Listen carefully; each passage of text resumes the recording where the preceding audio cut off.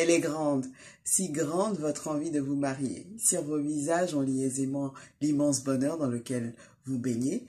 La demande est faite, la décision est prise, toute la famille est heureuse pour vous et moi avec.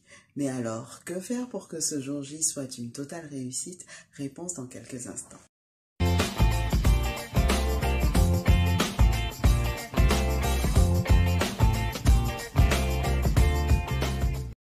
Bonjour futurs mariés, très heureuse de vous retrouver pour cette nouvelle vidéo. Je suis Esther Segereau et je vous donne les clés pour faire de l'organisation de votre mariage un succès. Nous parlons aujourd'hui du rétro-planning de l'organisation de mariage sur un an. C'est vrai qu'on peut organiser un mariage en 6 mois ou en 3 mois, mais là j'y vais sur une année pour que ce soit vraiment sans stress. Allez, c'est parti. À J-12 mois, on célèbre les fiançailles. On va parler en Afrique de la cérémonie de dot. Pour certaines familles, ça sera les fiançailles. Pour d'autres, ça sera déjà le mariage traditionnel. Donc, je l'intègre ici à J-12 pour ceux qui considèrent la cérémonie de dot comme des fiançailles. Il faudra fixer la date du mariage ou la période à laquelle vous souhaiteriez vous marier, se renseigner sur les démarches administratives et religieuses, établir également un budget prévisionnel, établir la liste des invités, envoyer un save the date afin que vos invités puissent marquer la date de célébration, choisir ses témoins pour la mairie, prendre rendez-vous chez l'esthéticienne, rechercher un wedding planner qui va pouvoir vous aider dans l'organisation de votre mariage.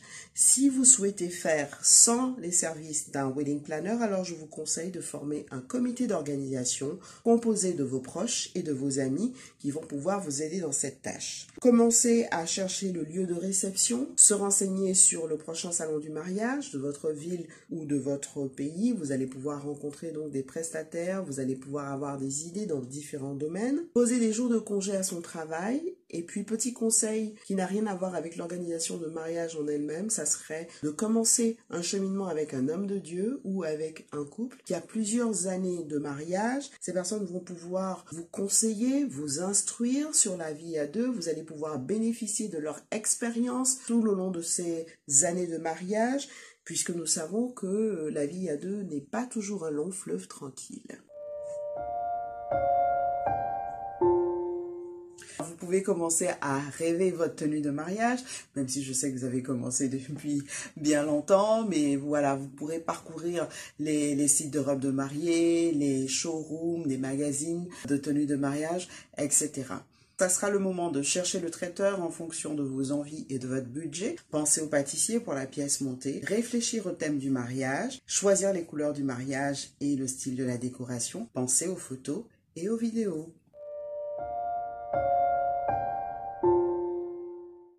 À J-6 mois, on doit avoir choisi ses parrains si on prévoit une bénédiction nuptiale. Sélectionner les garçons et filles d'honneur. Pensez donc au cortège et à leur tenue. Prendre rendez-vous avec la coiffeuse.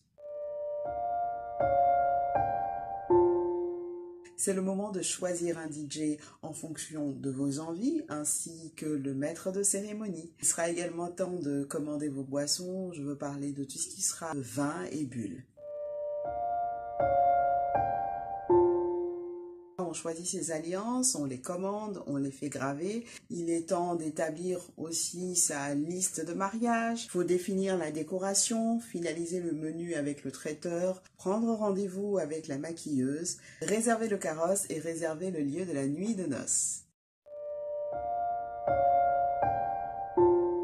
On envoie les faire-part, on essaye les tenues de mariage, on les fait retoucher aux besoins, on achète ses accessoires, tout ce qui sera chaussures, lingerie, etc. On fait le dernier essai, coiffure et maquillage, on établit la playlist et on en discute avec le DJ.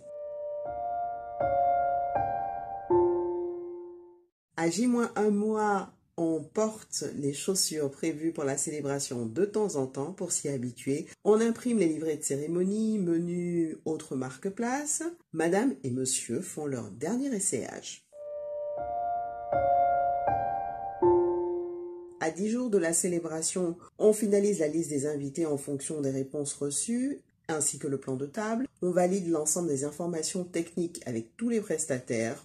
On rencontre l'officiant pour revoir le déroulement de la cérémonie. On récupère les tenues de mariage si ce n'est pas déjà fait. Et on commande le bouquet de la mariée. répétition générale, entrée, sortie d'église, entrée à la réception, ouverture de bal, coupure de gâteau, enfin tout quoi. À J-2, on profite de l'enterrement de vie de célibataire. À J-1, ça sera le début de la mise en place pour le traiteur, le décorateur, etc. Vous profitez d'un petit massage, ça vous fera du bien. Le wedding planner ou le comité d'organisation s'occupe de tout. Profitez de la journée car elle passe très vite. À J+15, on envoie les cartes de remerciement si cela n'a pas été fait avec les dragées ou les autres cadeaux invités. On règle les factures, on fait nettoyer les tenues de mariée, on fait un tri des photos et on fait faire un album ou un livre photo. On clôture la liste de mariage. C'était donc le rétro-planning de l'organisation d'un mariage sur un an. Si vous souhaitez aller plus loin et que vous avez besoin d'aide pour l'organisation de votre mariage, je me ferai un plaisir de vous accompagner. Pour cela, il vous suffit de m'envoyer un petit email à l'adresse qui s'affiche. Merci d'avoir suivi cette vidéo. Si elle vous a plu, mettez un petit pouce bleu, abonnez-vous à la chaîne si ce n'est pas encore fait. Surtout, n'oubliez pas de cliquer sur la petite cloche de notification. Je vous retrouve très vite pour un nouveau sujet. Bon préparatif aux futurs mariés, que Dieu vous bénisse.